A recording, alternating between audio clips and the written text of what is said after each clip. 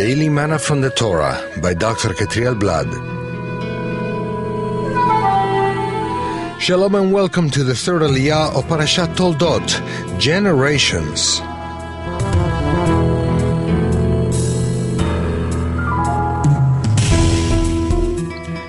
This third Aliyah is found in Genesis 26, from verse 13 to verse 22. Today's reading is found in verse 13. And the man became rich and gained more and more until he became very wealthy. How to get and keep so much wealth? The Torah says that our father Abraham was very rich in livestock, gold, silver, male and female servants. 13:2 and 24:35. His riches were one of the results of the divine blessing. Scarcity is a result of the curse.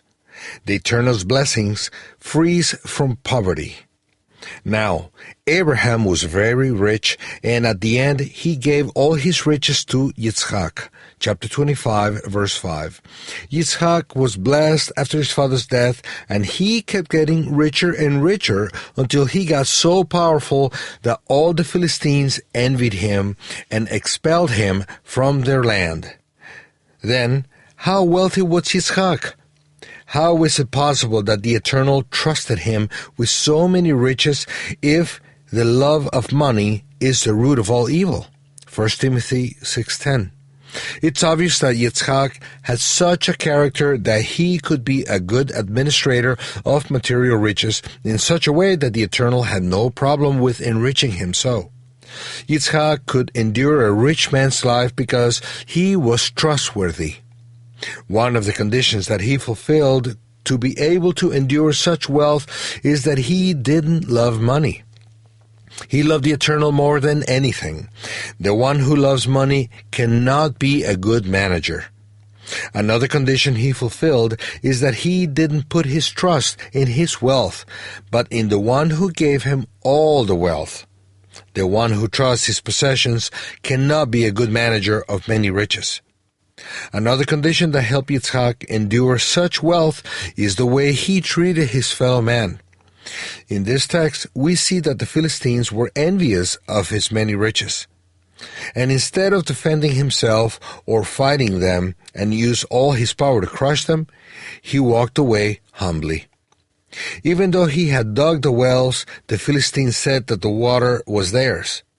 Yitzhak could have used his power to face them and take the water by force from the wells he had dug. He could even face them in war and expel them from the land. But he didn't. Instead, he moved to a different place to solve the problem. How noble was our father Yitzhak's character. Water is essential for the existence of life on earth. The well represents prayer in our spiritual lives. In order to be rich with the Eternal, we must know how to bring water from the well. If there is no water, we die. And if there are no wells, then we have to dig and dig until we find water.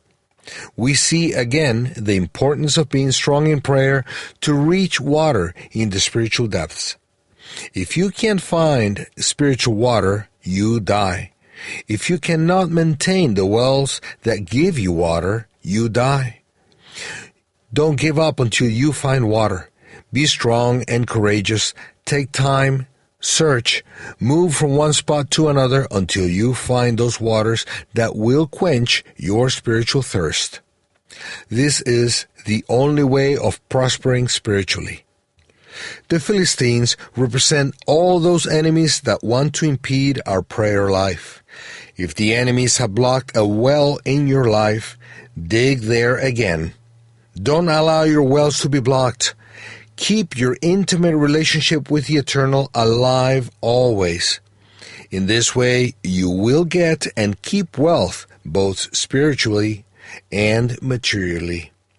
May the Eternal help us have clean water abundantly and always, in order for our lives to be powerful for His glory. Shalom.